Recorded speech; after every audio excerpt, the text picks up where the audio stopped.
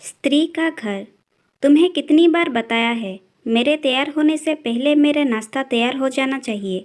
शादी के 25 सालों बाद भी मुझे क्यों बार बार एक ही बात बतानी पड़ती है लता? तुम्हें क्या है? तुम तो आराम से घर पर रहोगी, मुझे काम पर जाना पड़ता है। तुम हो कि हमेशा बेवकूफ़ों जैसी हरकत करती हो। अगर तुम यह जानबूझकर करती हो तो याद रखना, मुझसे बुरा कोई नहीं होगा। आज भी प्रशांत का पारा चढ़ा हुआ था। इन कटु शब्दों ने अपना गुस्सा उतारते हुए गीला तौलिया कुर्सी पर फेंकते हुए प्रशांत गुस्से से लता की तरफ देखने लगा। लता के लिए प्रशांत का यह बेवजह का गुस्सा कोई नई बात नहीं थी। वो महीने में 3-4 बार ऐसे ही लता पर बरस पड़ता था। पहले पहले लता उसका विरोध किया करती थी, लेकिन जब कई सालों तक प्रशांत में कोई बदलाव नहीं दिखा तो लता ने खुद को ही बदल दिया। अब प्रशांत के कुछ भी कहने से लता को कोई फर्क नहीं पड़ता था। प्रशांत की हर बात वो चुपचाप सिर झुकाए सुन लेती थी। शादी के पहले 5 साल तक लता ने पूरी कोशिश की थी प्रशांत को बदला जाए, लेकिन फालतू का गुस्सा करना और बाद में लता को भला बुरा कहना, यह मानो जैसे उसकी आदत बन गई थी।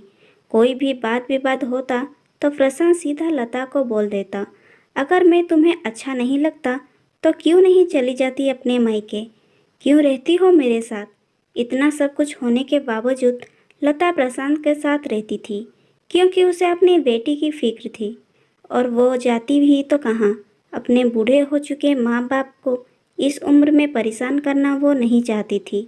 समाज और लोग क्या कहेंगे, ये भी तो उसे देखना था। वो इतनी पढ़ी लिखी भी तो नहीं थी कि खुद जाकर कोई नौकरी कर सके और अपना और अपनी बेटी का पालन पोषण कर सके। लता को अब अपनी फिक्र नहीं थी, उसको फिक्र थी तो बस अपनी शादी लायक हो रही बेटी की। लता नहीं चाहती थी कि पति पत्नी के झगड़े की वजह से काव्या डिस्टर्ब हो। काव्या की पढ़ाई पूरी हो चुकी थी, उसके लिए अब शादी के रिश्ते आने लगे थे। कई रिश्तों को काव्या ठुकरा चुकी थी। 2-3 महीने बाद एक अच्छा रिश्ता आया। रिश्तेदारों और पहचान के लोगों ने भी लड़के के बहुत गुणगान किए थे। प्रशांत एक साथ अपनी बेटी के पास बैठकर उसे बताने लगा, काव्या बहुत अच्छा लड़का है, पढ़ा लिखा है, बड़ा घर है, बहुत अच्छी नौकरी है। ऐसे रिश्ते बार बार नहीं आते बेटा, इस बार मना मत करना। काव्या अपने पिता से ज़्यादा बात नहीं करती थी, शायद डरती थी या शायद नफरत करती थी। लेकिन आज वो अपनी पूरी हिम्मत इकट्ठा कर बोली, मुझे अभी शादी नहीं करनी है पापा, मैं नौकरी करना चाहती हूँ, खुद अपने पैरों पर खड़ी होना चाहती हूँ। हाँ तो उसमें क्या बड़ी बात है?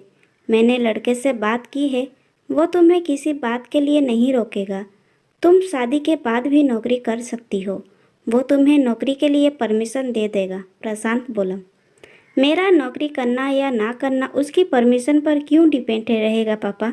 काव्या ने पूछा। मैं कह रहा हूँ ना, तुम्हें किसी भी चीज़ की कमी नहीं होगी वहाँ। ऐसे रिश्ते बार बार नहीं आते, इसे ठुकरा मत, बहुत खुश रहेगी तुम वहाँ, प्रशांत बोला। पापा, क्या मैं उतनी ही खुश रहूँगी जितनी मम्मी इस घर में खुश है?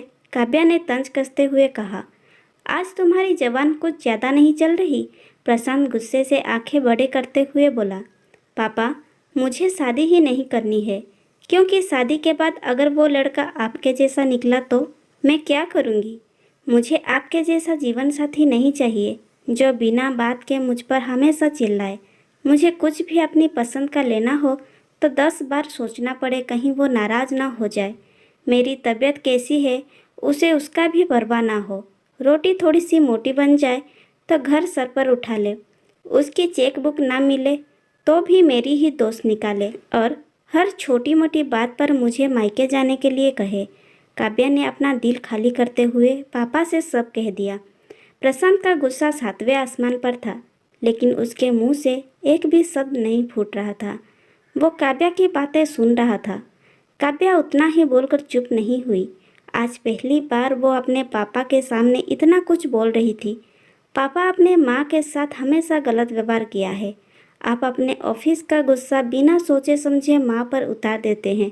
कभी इस बात की परवाह भी नहीं करते कि उन्हें कैसा लगता होगा। आपकी बातें सुन सुन माँ ने अपना स्वाभिमान खो दिया। प्रशांत आज पहली बार अपने किए बर्तावों को महसूस कर पा रहा था। वो इतना ही बोल पाया, जो तुम्हारा मन में है वो करो। मैं तो इतना बुरा हूँ ना। काव्या ने प्रशांत का हाथ पकड़ा और बोली, पापा, मुझे सिर्फ एक सवाल का जवाब दे दो। क्या आप चाहेंगे कि मेरा पति आपके जैसा हो? अगर आपका जवाब हाँ है तो कर दीजिए मेरा रिश्ता आज ही, और ना ही मुझे आत्मनिर्भर बनने दीजिए। प्रशांत कुछ भी ना बोल पाया और वहाँ से चुपचाप बाहर चला गया। आज उसे लता के सामने जाने में शर्म आ रही थी। चलते चलते उसकी आंखों से आंसू बह रहे थे। प्रशांत ने आज से अपने आप को बदलने का निश्चय किया। अगले दिन से लता ने अपने पति में काफ़ी बदलाव देखा। वो सोचने लगी कि जो हिम्मत काव्या ने दिखाई है, वो हिम्मत अगर मैं पहले ही दिखा देती तो शायद आज परिस्थिति कुछ और होती। अब काव्या पढ़ लिख कर अच्छी नौकरी करने लगी थी, मगर 3 साल बाद उसके लिए एक अच्छा रिश्ता आया और उसकी विदाई पर प्रशांत बोला, बेटा, तू हमेशा खुश रहेगी क्योंकि तेरा पति तेरे बाप जैसा नहीं है। प्रशांत की यह बात सुनकर लता और काव्या की आंखों से आंसू बहने लगे। दोस्तों, हमारे समाज में औरतों को भले ही देवी का दर्जा दिया जाता है, लेकिन वो स्वतंत्रता नहीं दी जाती जो उन्हें देनी चाहिए। उन्हें बचपन से ही बताया जाता है कि वो पराया धन है। स्कूल से आने में देर हो जाए तो पिटाई मिलती है, मोबाइल पर बातें करते हुए दिख जाए या खिड़की से झांकते हुए दिख जाए तो शक किया जाता है। माँ बाप का घर तुम्हारा नहीं है, पति का घर ही तुम्हारा घर है। जीवन भर ये बातें बता बता कर उन्हें ससुराल भेज दिया जाता है और एक दिन किसी छोटे मोटे झगड़े में ससुराल वालों से उसे सुनना पड़ता है कि इस घर को छोड़ दो और मायके चली जाओ। अब आप ही बताओ, ऐसे स्त्रियों का सच्चा घर कौन सा है? आखिरकार वो किस घर को अपना कहें? कहानी कैसी लगी कमेंट करके ज़रूर बताएं। ऐसे ही कहानियाँ सुनने के लिए हमारे चैनल को सब्सक्राइब करना ना भूलें।